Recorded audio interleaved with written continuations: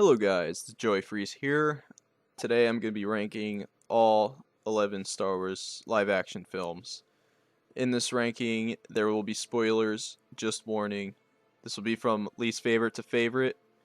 I hope you guys enjoy. In last place, I have Star Wars Episode 8 The Last Jedi. I was very disappointed by this movie. I came out of The Force Awakens excited for the sequel because we would finally see Luke Skywalker after all these years. Then the movie lost me when he threw his father's lightsaber over his shoulder. Marvel-like jokes just don't work in this universe. Almost everything about this movie just disappointed me and angered me. It breaks Star Wars physics and lore. It tries to be so political with Disney shoving identity politics down our throats. The only thing I liked coming out of this movie was the cinematography and visuals. Story and character-wise, it sucked. Next up is Star Wars Episode 9, The Rise of Skywalker. Somehow this movie is on the same level with The Last Jedi, but in almost a completely different way. It had a good opening with Kylo to get us on board for the movie, then it just kept going, and going, and going. Yeah, that's the problem. This movie has no breathing room. Everybody's always on their feet, moving, fighting, and trying to find stupid MacGuffins to lead them to Palpatine. There is no time to stop or give character development. While all this is happening, J.J. Abrams just undoes everything Rian Johnson gave us in The Last Jedi.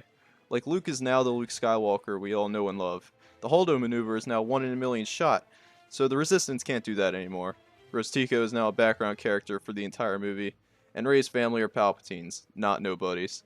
And before I go to the next movie, bringing back Palpatine was the stupidest thing ever. It ruins Vader's redemption arc throughout episodes 1 to 6. I do have many more problems with this movie, but I could just save that for another time. Yeah, this movie isn't very good.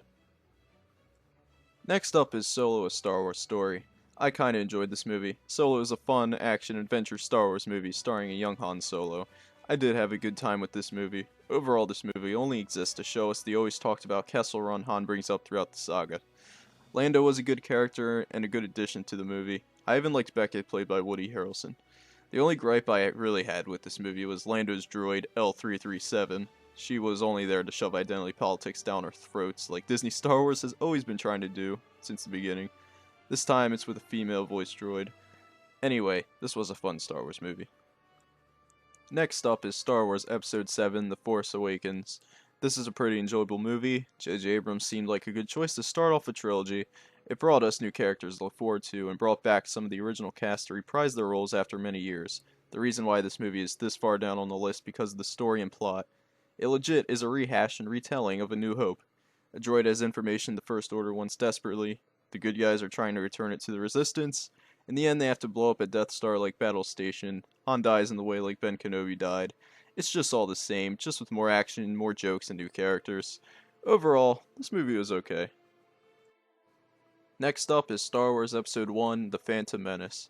Now the question all of you have is probably, Joey, why did you put all the prequels above all the sequels? The prequels suck!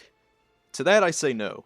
The prequels hold a special place in my heart. I grew up loving them, and I like them even more than I did nowadays. Especially after the Disney trilogy. They tell a great story with great characters, and these movies felt like it had planned from the beginning. All 3 prequels feel connected.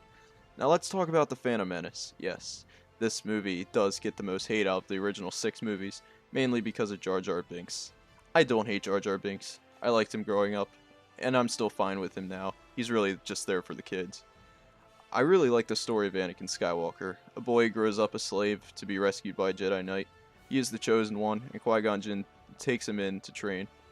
Qui-Gon wants to be the father figure in the boy's life, which then leads to the Duel of the Fates, one of the coolest fights in movie history.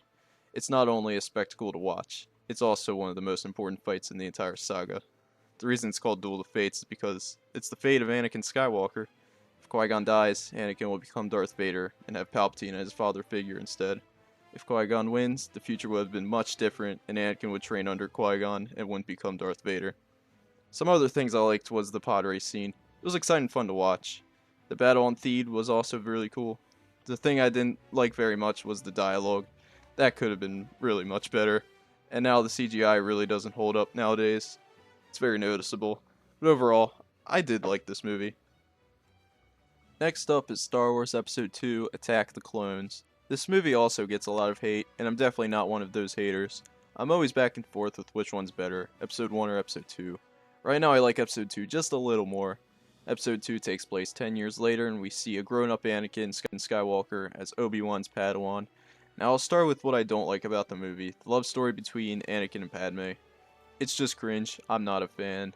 The dialogue somehow got worse in this movie than The Phantom Menace for the love story scenes. To be honest, that's the only thing I dislike. I like the mystery-solving quest Obi-Wan goes on to find the bounty hunter, Jango Fett. I also really liked when Anakin goes to Tatooine to find his mother. There's some really great scenes there. I love the scene where it shows Anakin and Padme's shadow on the side of the homestead, and Anakin goes off to find his mother, and the Duel of Fates theme kicks in. Then Anakin finds his mother, but he was just too late. And then he shows his true anger, the anger that will lead him to becoming Darth Vader. It's great. The space battle between Obi-Wan and Jango in the asteroid field has some of the best sound design in any movie ever. The seismic charges are the coolest weapons ever used in Star Wars to me. Now a slight problem I have is the main villain, Count Dooku. We don't really see him till halfway through the movie. He didn't really get that much screen time, which is unfortunate, because he's a character I will come to love, especially after watching the Clone Wars animated series and the beginning of Revenge of the Sith. The Battle of Geonosis and the arena battle was where the movie got really exciting. You get to see all the Jedi in action along with the clone army. The only downside is that this is in the last 20 minutes of this 2.5-hour movie. I just wish there was a little more action throughout the movie. This is definitely the slowest movie by far. Overall, I enjoyed Attack of the Clones. In the number 5 spot is Rogue One, A Star Wars Story. This is the only movie from Disney that I really liked. The whole movie is based just days before the start of A New Hope. The first half of the movie was alright. It did have a slow start and a lot of characters to introduce. The thing that makes this movie take a higher spot than others is the final battle on Scarif. It's the most exciting space battle in Star Wars, one of the best on-ground battles too.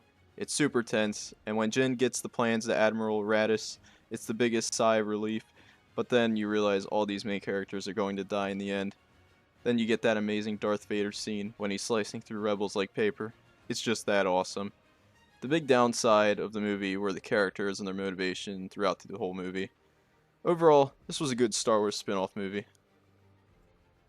In the number 4 spot is Star Wars Episode 6, Return of the Jedi. This movie was the perfect ending for the Skywalker saga. After Luke fails at the end of Empire, he continues his training to become a Jedi Knight. The beginning of the movie at Jabba's palace is great. Luke has a huge plan to free Han and destroy Jabba. The sail barge scene above the Sarlacc is one of the most exciting scenes of the trilogy. When Luke grabs his lightsaber and John Williams' score starts blasting, you know you're in for a ride. The movie does slow down when they go to Endor and run into the Ewoks, but picks back up when Luke turns himself in. Every scene in that throne room with Palpatine is great. I love the tension between the three characters. The fight with Luke and Vader is the best lightsaber fight in the trilogy in my opinion. Vader tempts Luke to turn to the dark side and Luke tries to bring Vader to the light. In the end, Anakin redeems himself by killing the Emperor and saving his son. The space battle is a lot of fun too. I'm going to have to be a little negative toward the ground battle in Endor. I don't buy a bunch of teddy bears taking out the Empire like that.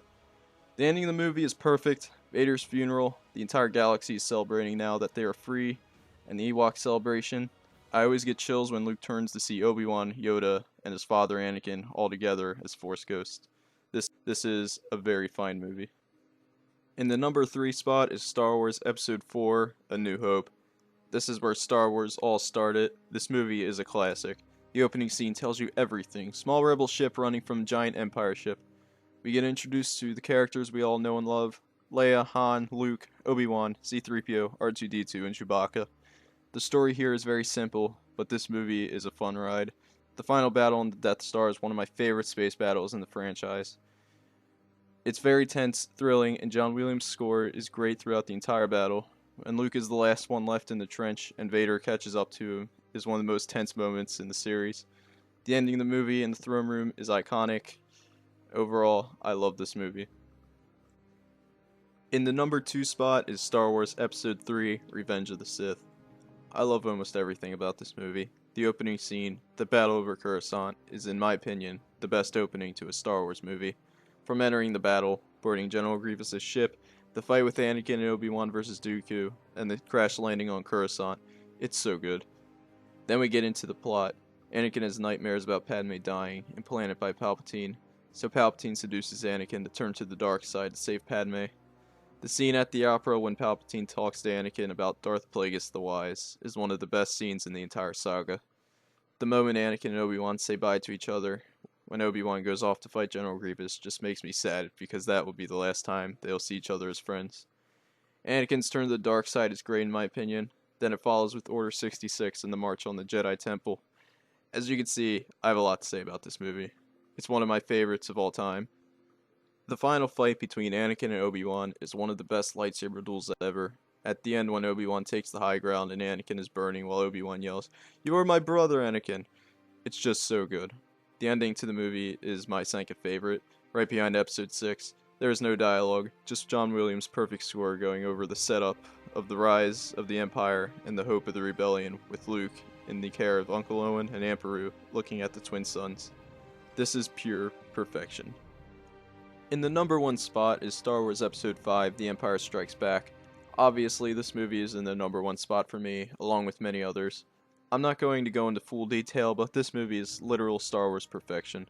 All the scenes on Hoth are great. The asteroid field chase with Han and Leia, Luke's training on Dagobah with Yoda, then everything at Cloud City with Lando. This movie is just so good. It went a much darker route than Episode 4. It even gave us one of the biggest twists in movie history. This is also one of the first movies where the bad guys win. This is also the movie where we get the iconic Darth Vader theme, the Imperial March. I don't think I said this enough, but John Williams makes a masterpiece of a score for every Star Wars movie. It's so good. This movie is great.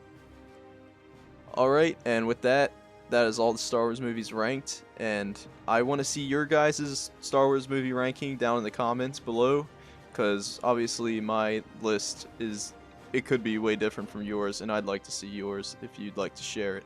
So I hope you guys enjoyed this video. There will probably be more videos like this of movie rankings in the future. I may do MCU next. Thanks for watching, and I'll catch you next time.